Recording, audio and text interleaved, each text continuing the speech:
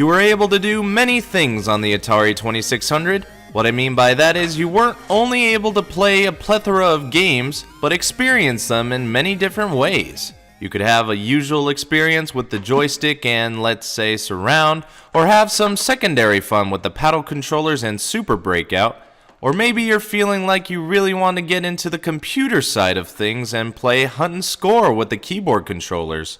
But then we have a game like Indy 500, one so unique in fact that it needs its own controller in order to be played.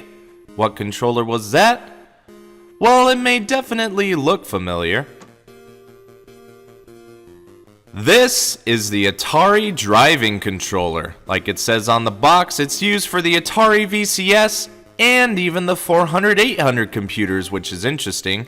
It's very detailed everywhere you look, but let's not get too distracted from the most important thing on it, and that's the controls themselves. As you probably noticed by now, they bear a striking resemblance to the paddle controllers. No time to waste looking at more of the box. We gotta get these out and compare them side by side.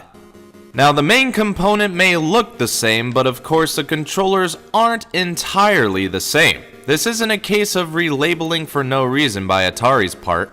For one thing, even though the box comes with two controllers, they aren't attached to one plug-in like the paddle controllers are. They're able to move freely on their own. The biggest noticeable change is the label, as it's a race car with text saying driving instead of tennis rackets with the Atari logo next to it, or paddle depending on what you have. But the main difference is that while the paddle only allows you a 330-degree rotation going in either direction, the driving controller allows a continuous 360-degree rotation of the dial. It also smells weird, like it's still in pristine condition and never been used before. Wouldn't be too surprising.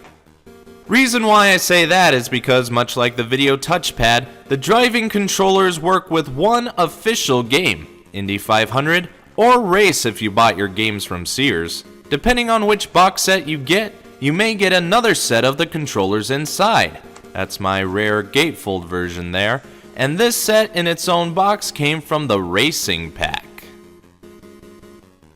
Yes, it's true. I have 4 driving controllers. May have 6 if I ever find a big boxed race, but at least I'll be able to have spares if any go bad after playing lots of Indy 500, because you can't play slot racers with them. Why would they include that game in the first place? But the Atari driving controller does work well with the only game it plays on. Indy 500 is a good game to play with its various game types, and the controller works very fluently. You can really feel the mechanism working inside as it rotates. I wonder if it's any heavier than the paddle controller. Perhaps I should have tested that out beforehand.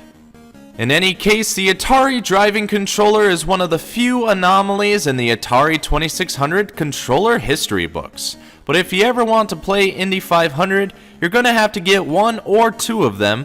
They're a bit hard to find in the box, but by itself is a sure bet. It serves its duty well. It's just a shame it doesn't get used more.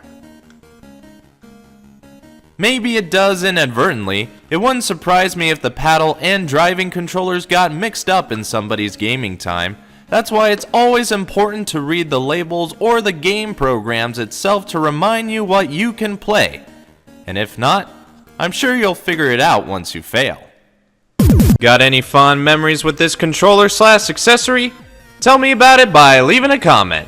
If you like what you see, be sure to leave a like. If you think others would like this, share the video around. And if you want to see more, hit that subscribe button pronto. This is BrianTheBlue, and I'll see you later.